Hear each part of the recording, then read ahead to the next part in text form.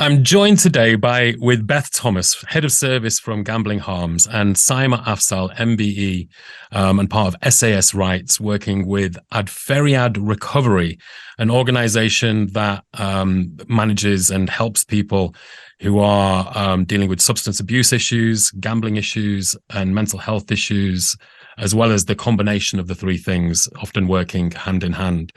Thank you very much for joining me today, Beth and Saima. Thank you. Thanks for the invite. Yeah, My pleasure. for having me. Thanks for joining me. So I guess just to start off, we're going to focus, obviously Adferiad deals with a range of different issues that are affecting the community around addiction and mental health. But today we're focusing in a little bit more on the gambling side of things. And I guess we can start off just by asking you, how do you define a gambling addiction? When does gambling go from entertainment potentially to addiction? I would say it's when it starts becoming unhealthy with serious consequences. It's when it starts becoming compulsive and out of control. There's no obvious signs like there would be with drugs and alcohol. But there are signs that you can look out for, whether that be for yourself or a loved one or a family member or friend. It's when you start doing things like spending more time and money on gambling than what you can afford. You start chasing your losses and then gambling to get yourself out of financial trouble. You start gambling with larger amounts of money for a longer period of time, and it's not really to get the same feeling that you were before. And it's when you start to feel anxious, worried, guilty, depressed. It's not giving you the same feeling as it was before. So yeah, the serious consequences do kind of start then. That's where it starts to come out of control and an issue. Okay. And sorry, would you like me to come in on that, or yeah, do you want me to wait till the end? Because it's just that we're looking at where it comes from, something that's entertaining to I just want to pick up on that element. I was discussing this with Beth, that within some sections of community, South Asian communities, and that can happen obviously in any community really, with a set of beliefs that gambling is a sin, and so therefore it's never considered as a form of entertainment by those individuals at the community structures, if you would. And so, but that doesn't mean the ordinary average person, whether they're from a Christian background, Muslim background, Hindu background, Sikh background, will engage in that form of entertainment, quote unquote. But when it gets into the harmful stages, it may well result in them not wanting to or it being able to access help or recognizing the harm because they've been told it's already harmful. So it's almost like victim blaming when they do go for help. Right. And does that mean that there's this, you're saying this in some cases there's this idea of gambling as being sinful. Certainly the community I come from, that would be the way it would be looked at. Mm-hmm. Does that mean that there's some people who are just simply more susceptible to gambling addiction than others? Not necessarily, and I know Beth will come in on this. It's because it's the entertainment side. It's more about who access help from our point of view that we're looking at, because we know it's there across communities. There's gambling addiction. There's also a relativity about it. For example, what's considered a harmful level or being out of control in one community might not be the same in another. So as I say, if it's considered sinful from day one, it's considered harmful from day one within some sections of society. In others, it will be when they're out of control, when they're in debt. So it's that context, and that's what we specialize in, making sure we get that context correct so that we can tailor the service correctly and understand how the community relates to it, where they can get support. It can actually have an impact on how you recover if we don't get that element right. If we don't then factor in, it's a bit like the work that I did with domestic violence, for example, and forced marriage. We used to talk about removing one perpetrator away from the situation, but when we look at the community element of domestic abuse, forced marriage, actually there's a wider support that is needed within the family structure. So this is what we're exploring, Beth and I don't think that's fully understood yet, how we offer that support. I guess because there is kind of normalized gambling behaviors, isn't there? Like the National Lottery, for example, would be one. Yeah. And I'm not sure if there's people who suffer with kind of national lottery addiction, whether they're just going out and buying as many tickets as they possibly can. But clearly, there's a moment, isn't there? I mean, I was speaking to somebody just earlier on who was talking about when they were addicted to going to the casino, and that it began with going there, spending a little bit of money, winning once, second time, winning a second time, and then suddenly, gambling literally every single penny that they had, on card games and what have you. So I'm just wondering, how do we stop people, or make people aware that they may be falling into the psychology of a gambling addict? Well, I think you made comments to the question about, are some people more susceptible to gambling addiction? Just on the back end of that, there are obviously some risk factors to look out for. Mental health disorders, age, personality characteristics, and possibly some underlying drivers. But ultimately, anyone can become addicted, just like anyone can develop an alcohol or drug addiction. I think it's just human nature for us to take risks. We're motivated to take risks by the release of dopamine in our brain. But for people, it's important that people do, we educate people so that they realise that there is a problem. And like I said before, some of the signs to look out for: when people start isolating themselves from others, they get preoccupied with their gambling, and they start lying about it. It's times like that when, there's obviously issues. And I think it's really important that we're very open and ask the questions to people if we believe that there is a problem there, and just be really honest and open about it. I think that's what we need to start doing, and definitely educating people as well. Sorry, Sam, go ahead. No, it was just what Beth was saying about is we don't like saying there's a particular group of people are more susceptible, but there are factors that can cause you to be susceptible, as Beth's already briefly alluded to. But we don't want to kind of generalize on those factors. Where there's poverty, you might think, oh, there's more gambling, but it doesn't necessarily work like that, does it, Beth? It's not a simple equation of, oh, that person's poor, so they're going to gamble to win. But that can. So this is where the relativity bit comes in. So somebody who's got less in their bank pocket, and just example of the lottery ticket example, we had a situation of a woman who approached us from within the South Asian community during the pandemic for support, and she was getting addicted on effectively lottery tickets, and her reason was she didn't start off because she wanted to gamble. Hers was for a different reason. It was she was in an abusive norm. She didn't have any money. She was expected to make sure she provided food on the table, etc., etc. So the pressure was on that with just £10 she had to somehow conjure up meals and so forth. And so her answer was, I'll buy a ticket, I might win a couple of quid. And a few times she won, and then that kind of became so the reward was that she'd have more money to put food on the table. So £10 is a huge amount of money for somebody who's only got £10. It's almost like 100% what they've got. So the relativity element is important. So we don't say it's always about thousands and thousands of pounds of debt. It's about that person in that situation and how the reasons why they're doing what they're doing. So it's understanding all of that so they can become susceptible in that situation.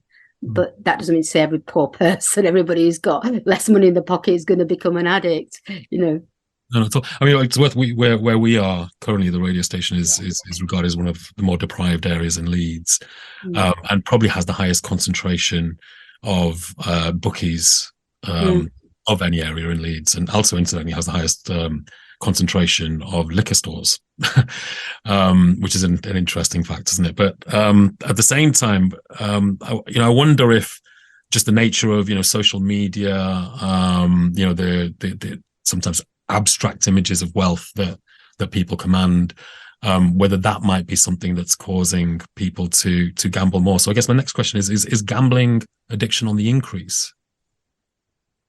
I would say so. I think for me, what would be really interesting is to see the impact of what lockdown had for us. Really, I still don't think we have the true figures of that, and I think that would be really interesting to see.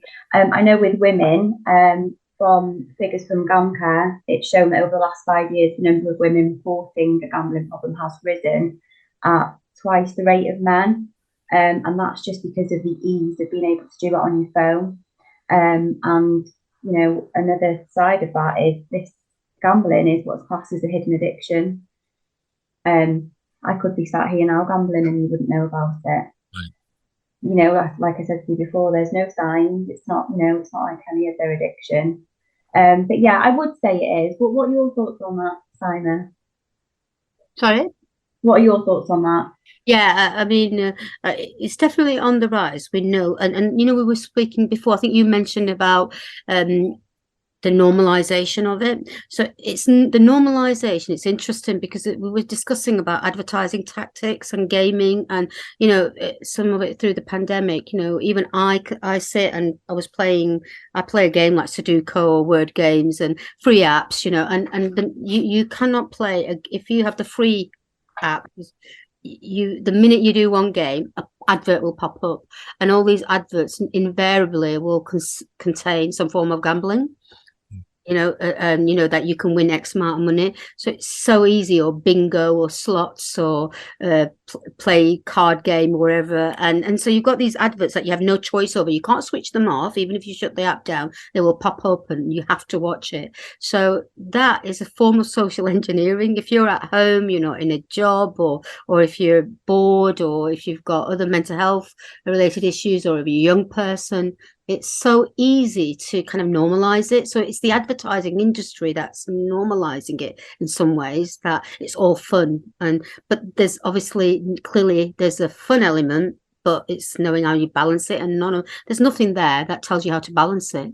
Or very little, should I say, not nothing. There's very little, you know, to balance that. So in that sense, the social engineering and the adverts are just norm. And you know, you mentioned about the betting shops. It seems interesting, is it, that clearly people want wealth. Everybody wants that, and everybody wants a quick win.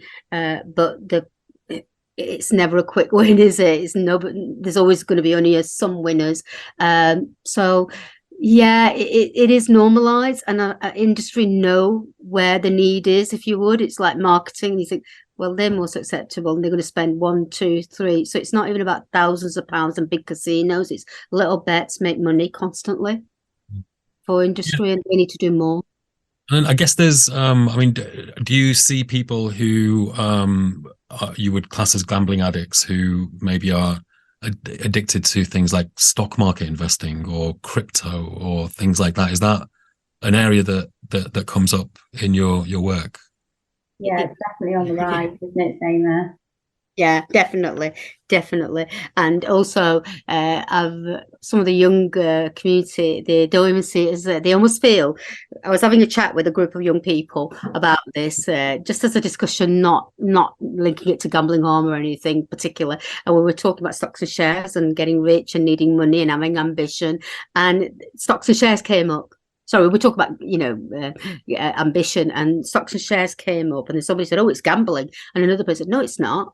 And you know, so you had this debate between what is gambling and ways around it. One was saying it's sinful, and the other was saying, well, no, it's investment, it's banking. How all of you businesses, all these leaders, they invest somewhere. Your pension's a gamble, then let's not have a pension. So you ended up in this whole debate. So it is interesting how some will see certain behaviors, like walking into a betting shop, that's sinful, but then doing a stocks and shares or playing a little game on the app or buying a lottery ticket as not associating the same breath with the same issue. But I'm not saying it should be. I'm just trying to highlight how people think about it, because we're interested in how people think about these gambling or behaviors where rewards are there and how they are then managed. Because stocks and shares, I know people who spent everything in cryptocurrency, and then they've lost everything, or they've gained a lot. So you've got these horror stories, and you've got this kind of like sort of rags to riches stories as well, you know. Interesting. Yeah. It just seems that there seems to be a range of ways today, and they're multiplying in which you can risk your money, leverage your money as well, and well, potentially lose all of it at the same time. Yeah. I don't know if you have any thoughts on that. Did you want to add something to that, Beth? No. Okay. All right, great. So so tell me a little bit about the treatment pathways that you have available at Adferiad. What approaches do you take to somebody who's got a gambling addiction? Okay, so at the moment, what we're doing, we are working in partnership with Gordon Moody. So the pathway that we offer is aimed at people with a gambling disorder and complex needs and comorbidities such as physical and mental health. So the intervention, we tailor it to the needs of the individual. So that will include looking at whether they would need a medically managed detoxification. That is just if they would need it. We then look at acute mental health support and rehabilitation, which is what they would do with us at Parkland Place. So there we would work with individuals to address the underlying drivers of addiction. That would include things such as adverse childhood experiences and trauma. And then once we've kind of given them that toolkit then and sort of got to the bottom of it, that's when they're ready to move on then to Gordon Moody. And that's where they'll get their residential rehabilitation for gambling. So that's how it works really. And for people to kind of refer into that service, we just ask you to give us a call, and obviously there is a criteria that the treatment is free on the pathway. Okay, and so is the approach taken that the individual is responsible for their addiction, or is the approach more that they're a victim of societal circumstances? I wouldn't say they are responsible as such. This is being very much recognised now as a public health issue. And as I discussed before, there's a lot of the time there is underlying drivers as to why they are doing what they're doing. So I wouldn't say that they are responsible, no, but ultimately to kind of move from this, they are the ones that need to be responsible for doing it. They have to be ready and they have to want it. Obviously, we can provide them with everything that they should need to do that, but they need to be the person in control and in charge and wanting to. Okay. And you, in terms of, South Asians who might come into the system, Saima, are there particular needs that they have that have to be met in terms of treating them?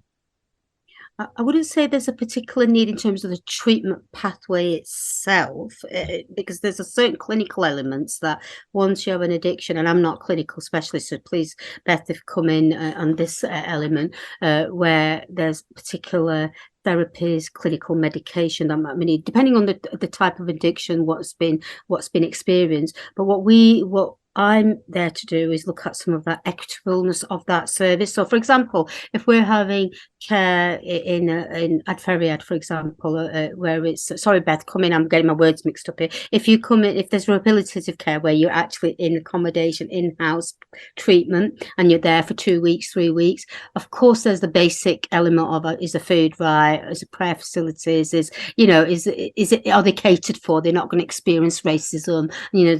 Some of those elements. Will they fit in? Is that service relevant for them? So that they need to be comfortable in that environment. So that's something Adferiad are really working hard to make sure that the person feels comfortable.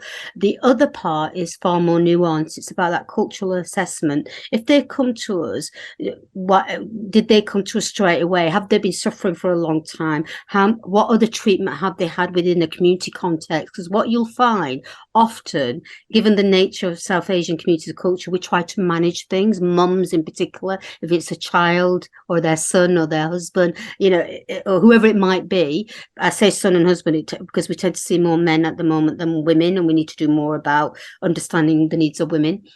So it's about understanding how long have they had this addiction, how long they've been silenced, or the culture, or there have been enablers within the community setting, including mums have shared a few times how her credit card's been maxed out. She's tried everything. She tried taveez, prayers to stop her son, and it's all done with the right intent. But actually that in itself is looking at it as almost like a religious phenomena, and therefore God will fix this, which I'm not trying to undermine anybody's religion.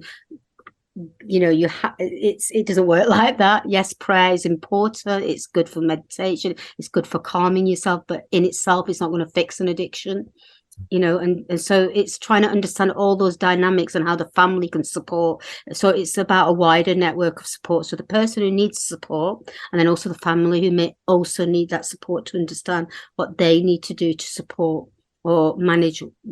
So I don't want to try and make assumptions or tropes, but what we found as we're speaking, and Beth, I'm sure you can come in on this, that when we look at South Asian communities and we're looking at the wider community, I'm finding, and I'm sure Beth may well add to this, that the same applies for any community where people have covered up for their child. They don't want their career to go down the path. They don't want to be criminalized. So they also do it. They do the similar kind of silencing or trying to fix it within the community setting or a family setting until crisis hits. And then crisis means, it's out of control. Nobody can help other than the specialist services. Yeah, no, I completely agree. And just on the back end of what Saima said then as well, it's just really important to add that as Adferiad are undergoing cultural competency at the moment. So our organisation wide have got an own human campaign running at the moment. So this is where we're going to be encouraging people to question what they think about addiction and those who experience it. We want to celebrate and promote diversity and recovery. Recovery is a journey of self-discovery, and we want to inspire people with addiction to address their addiction and to seek the help and support that they need to recover. And we want people to see it as being something that's positive, and that the judgment of others shouldn't pressure them or make them want to hide their addiction or suffer in silence. So, myself, Saima, my manager Leon are doing a lot of work around this. I mean, there's lots of gaps in data, to be honest, Lokesh. There's not enough understanding of how it's been managed within the community settings before it gets to crisis. So a lot of it's anecdotal stories of women coming to us asking for support. And I'm cutting across the addictions now, whether it's drugs, gambling, alcohol, so it cuts across around. And so there's a lot of stigma, a lot of silences before you ask for help. And that's the bit we're trying to break into. My own view, and obviously it's just a view here, which maybe you can flesh out a little bit. But I imagine among South Asians there is more stigma attached to something like gambling addiction. Certainly in the case of mental health, it seems to be the case.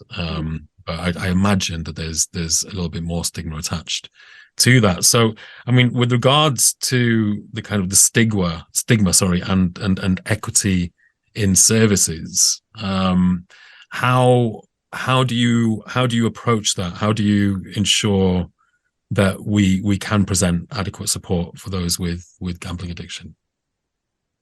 Do you want me to go first, Beth, or? Yeah, I mean, Beth just mentioned that we're all human. So that's the starting point, that we're not trying to say, oh, because you're South Asian or you're from a white community or you're a deprived community, therefore we treat you differently. But sometimes we have to, in terms of understanding their need. So every individual who comes into the service, that's the first starting port of call, is every individual who comes into the service, what we can do at that stage is treat them with equity, understand what their needs are, what their struggles are, what their barriers are, what their religious inhibitors, both aggravating and protective factors, because religion and culture isn't a binary equation. It can be really supportive, or in some cases it can be seen as actually that's it's been an aggravating factor in my experience, or it's going to be a protective factor. So we don't make that assumption. The individual guides us through that. So that's what we're working towards. That's the first thing. The second part is a wider issue around norms and cultures. What are the silences? What are the enablers? And we're almost on a journey yet. It's one of these areas of work where, and I'm going to get a little bit gender activist here with a lot of the work every time there's something to do with the community. So let's go to the community leaders. And you think, why aren't we going to those with lived experience? Why aren't we going to those who's dealing with it day in, day out? Because I don't run a gambling and addiction service. I primarily work with supporting victims of violence against women and girls. But within that, it's rarely just violence against women and girls. It's addiction, it's alcohol, it's criminalities that take place. So those anecdotes are there, those lived experiences are there. So what we're trying to do at Adferiad and nationally through, meeting with ministers and so forth through Recovery Group UK, which is another consortium of specialists who come together, is trying to say to government and industry, can we invest some money, research, into asking those questions of those that have gone through the service, because the gaps are there. I mean, Dame Carol Black did a review on drugs addiction. Only 1% of those that access services are from what they classify as Black, Asian minority community and ethnic communities. So there's a massive data gap. I can give you 101 stories, but it's classed as anecdotal, not as data, research data. So we're on that journey. That's kind of, so I hate to say we're going to fix it on our own, but we're certainly starting the conversation to push the conversation, push industry to think a little bit deeper, and also check who you're commissioning to deliver services. And I always say, would you give somebody who's an abuser money to deal with violence against women and girls? So if you want a supportive strategy around commissioning, should we not be commissioning people who are neutral, who are able to look at all those elements of religion or culture without having a predetermined view that gambling, for example, is sinful? Then how can you support that person? So there's a kind of an inbuilt bias within some structures that I find a bit problematic. And that and whilst I'm saying that doesn't mean we exclude groups from providing services or a religio-cultural dynamic to the support services, because it can be a protective factor. It shouldn't be the only factor. So if we're saying, we need South Asian community services for them, that does not mean let's have a group of people from South Asian community on their own. It has to be a joint effort with experts like Beth, individuals, women, men, young people, different age groups, different, economic, groupings as well, to try and get a service that it caters. We have that equity within the services that we commission. Did you want to add to that, Beth? No, I just echo everything you said. Taking the words straight out of my mouth. Thank you. And so, you mentioned, Beth, at the beginning that during lockdown, the rates of women who reported, I think it was gambling addiction, was it specifically, was double that of the amount of men that were coming forward with gambling addiction. I maybe not phrased that correctly, so correct me if I'm wrong there. So talk to me a little bit about women and gambling, and how does gambling affect women in 2023? So with regards to that, it was the figures were from GovCare, and that's just shown over the last 5 years that women gambling has risen at twice the rate of men. And as I said to you before, because of the ease of being able to do it online, it's so easy now. Like, we wouldn't have to go. I mean, going into a bookmaker's or something like that. It's not, it's not something that women really did, to be honest. But it's so easy to do now on a smartphone. And for women, I think, research has shown that women do gamble, and they do it for many different reasons. They're looking to escape their day-to-day life, personal relationships, work pressures, boredom, loneliness, isolation, depression. There's so much behind it. And I think Saima can come in on that as well, because we did discuss this before. There's just so many different factors as to why women are doing it now. Yeah, I suppose that the day-to-day survival element that you spoke about, that's coming up so often now, not just with the pandemic, but the cost of living crisis. So, like I said, it's that relativity. We're not talking millions and millions of pounds of credit card debts. We're talking small amounts of money. And again, there's a judgment from wider society. If they're on benefits, why are they gambling? Why, so we don't do, we understand everybody wants to have some fun or some reprieve or release, and it can easily get out of control when £10 could be actually a huge proportion of your budget in the home. And so then the desperation that kicks in to win it back, and it becomes very hard to manage very quickly. Somebody can be out of control. And whilst it's women we speak about on that level, the boredom was a big factor, that they're at home. And even now, even within the South Asian communities, a lot of the women that we speak to, there's a lot of boredom. And that was even pre-pandemic. I think the pandemic has allowed, it sounds, I don't know about allowed, but enabled us to see it. It speeded up the rate of the visibility of these issues, because it's just suddenly been concentrated. Everybody's at home and, there's a problem. It's always been there. It's just been exacerbated. And then you've got the cost of living crisis on the back of that as well. And there's more and more need for women-only services, but the stigma is there. So women don't want to talk about it because they believe that if they do, they're going to get into trouble, or it's going to cause abuse, or there's going to be community sanctions, their reputation. So you've got all those elements, and then the mental health. So a lot of them then turn to the doctors, mental health, depression, stigma. It's a complex kind of situation that's evolving, and that's what when we talk about equitable services, we do feel we need something quite specific, run with empathy, rather than people who are going to already have the stance that that's sinful to do that, you shouldn't have done it, So we want to understand why they did it and help them address those traumas and those complex needs. Yeah, during the lockdown period itself, I remember just reflecting on my own behaviors. Somebody who's quite careful about how I use the phone and the internet.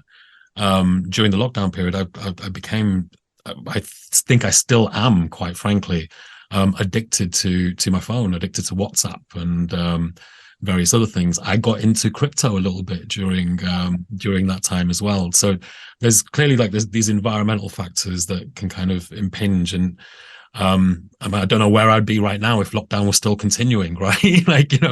Those kind of pressures could have continued to build and build. So, and just coming to me now again, when I was a child, I remember being addicted to computer games, Championship Manager, just couldn't leave it alone. So it's a matter of when these things, become permanent or feel more permanent, or feel that it's very hard for the person to kind of step away from, that there needs to be a mechanism for them to get help and get support and get out of it, which clearly you guys are trying to provide Adferiad.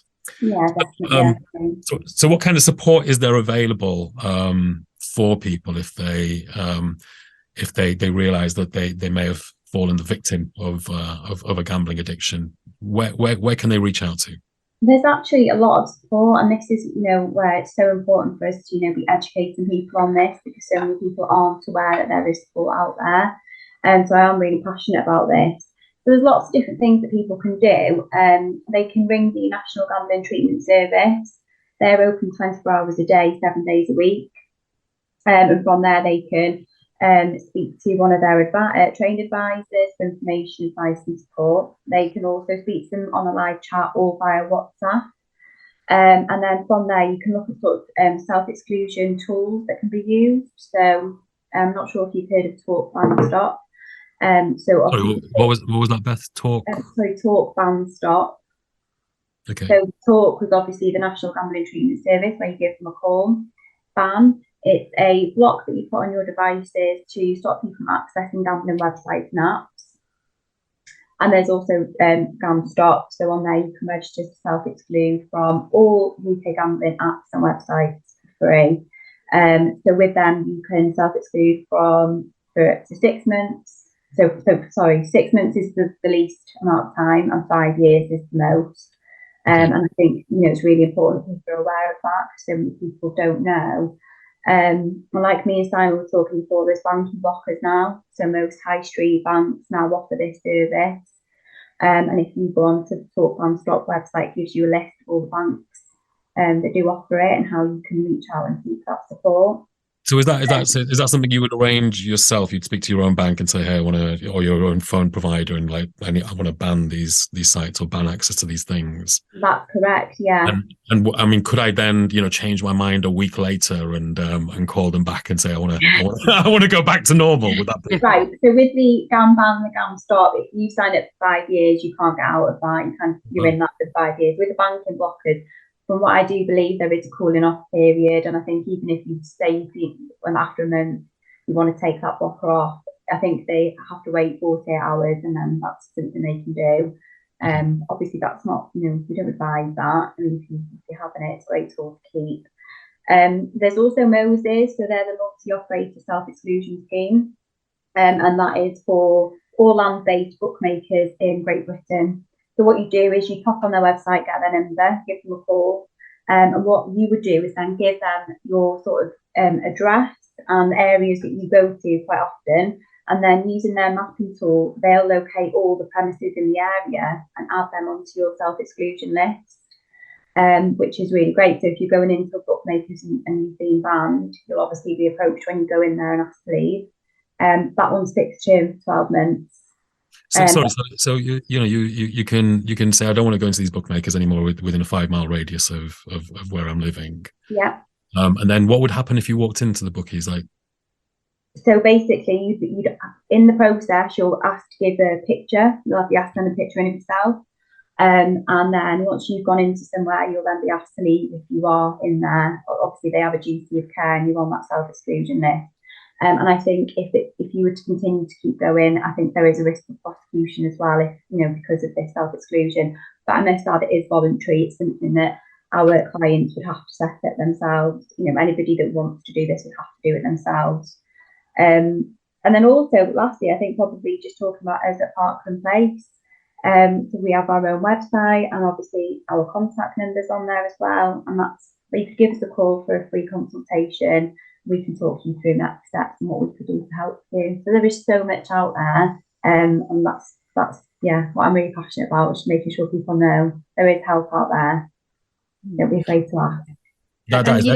Sorry, I was just going to say that's excellent. And I wasn't aware that there was so many facilities like that, which I can really imagine being very useful for somebody who's just they've had enough of that habit and want to put something in place to stop themselves. Those sound like absolutely fantastic solutions, and I guess they don't cover everything, but it's a great start at the very least. It really is. I agree. I think with the blocking software, I think that's great. Like we were talking about before, being on your phones and just it's constant, isn't it? So having something like that's fantastic. Definitely recommend it.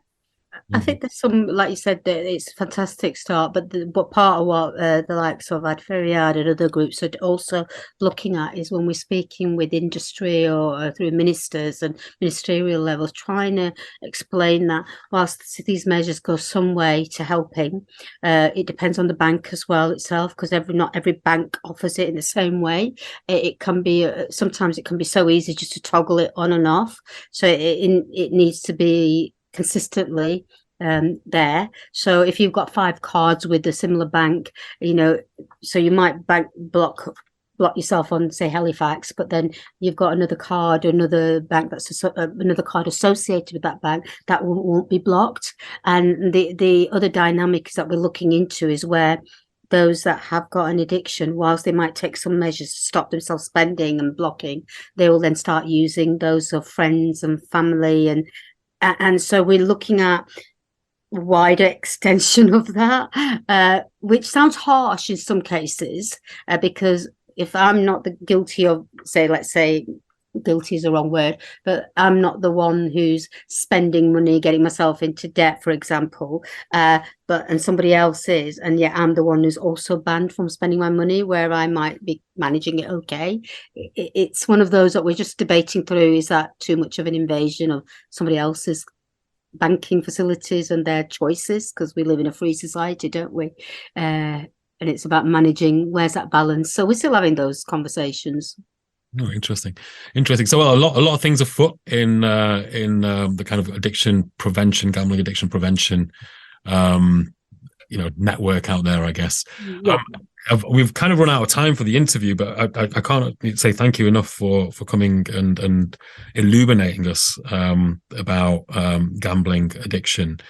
I guess I'll just leave you to say some final words. Is there anything you'd like to add or to finish with, Beth? Thank you for having me. It's been great to be here and have a chat with both of you. And as before, our services are nationwide, so if anybody does want to reach out, Our website is parklandplace.co.uk. You can find all the information on there. Can you just say that website again for us, Beth? Yeah, parklandplace.co.uk. Great. Yeah. And I'll leave you, Saima, to have the final word. Just thank you again, and there is help. And my biggest thing is don't keep this silent. There's no judgment when you reach out to Parkland Place, and if you need to contact me, you can contact me via Parkland Place as well if there's a specific need. Okay, obviously lovely. I'm not out there, but yeah. Wonderful. Well, Beth Thomas, Head of Service at Gambling Harms, Adferiad, and Saima Afzal, MBE from SAS Rights, working again with Adferiad. Thank you so much for joining me on today's Together We Can interview. I wish you both a lovely rest of the day, and wish you much success in your endeavours, and wish you both very, very well. Thank you.